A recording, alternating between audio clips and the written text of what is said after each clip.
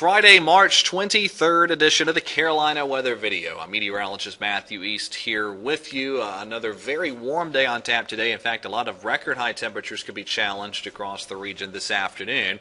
And finally, that big storm system approaching the region. That's going to bring us some pretty unsettled weather at times, especially tonight and into the day tomorrow. We'll talk about that, plus some cooler air headed our way next week, too, as today's edition of the video unfolds. There's the radar imagery this morning. That zone of showers and thunderstorms that we've been tracking for you all week long is getting closer and closer. It stretches from Indiana and Ohio down to Alabama this morning, and it's gradually moving off to the east. Some thunderstorms involved down in Alabama, southern Mississippi, and southeastern Louisiana. In fact, even a tornado warning in southern Alabama at the time I'm cutting this video.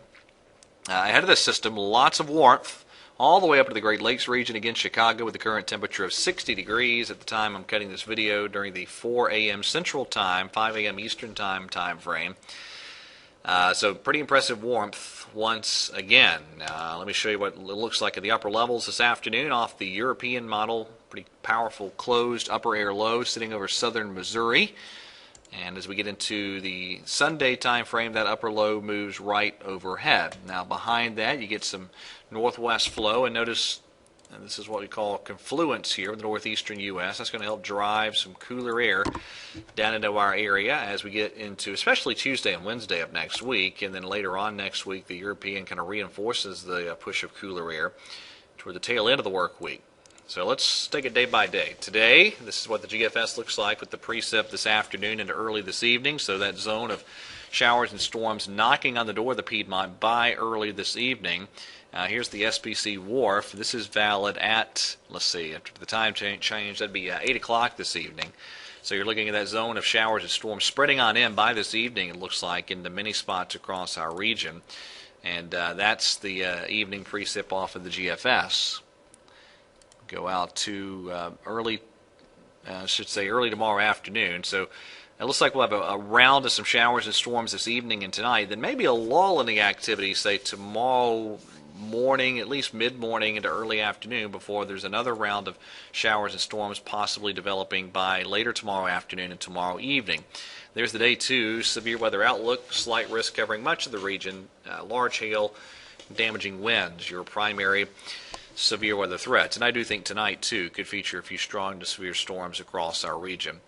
All right, so that's what it looks like tomorrow afternoon. Let's go out to Sunday.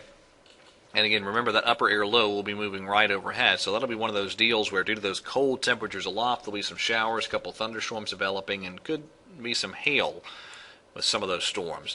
But then by Monday, it looks like a lot of sunshine across the region, highs in the 70s on Monday, and then notice by Tuesday that high pressure building down the eastern seaboard. So it looks like highs Tuesday in the 60s despite full sunshine. Actually, highs getting back in the ballpark of average. How about that for this time of year? And some lows by Tuesday morning and Wednesday morning, likely well down into the 40s. And I can't rule out a few 30s involved in a couple spots for lows by either Tuesday or Wednesday morning. This is Wednesday afternoon on the GFS. We have our next cold front approaching from the northwest, and it really looks like this will pass through with very little in the way of precipitation. That's the look by Thursday. Another little shot of some cooler air moving in, so maybe a little bit cooler again by the tail end of the work week. So nothing overly cold about the setup coming next week, but certainly temperatures getting back much closer to the late March averages. So really maybe some actual spring-like weather as next week unfolds instead of more like early summer. All right, that is it for today. Everybody have a wonderful weekend, and God bless.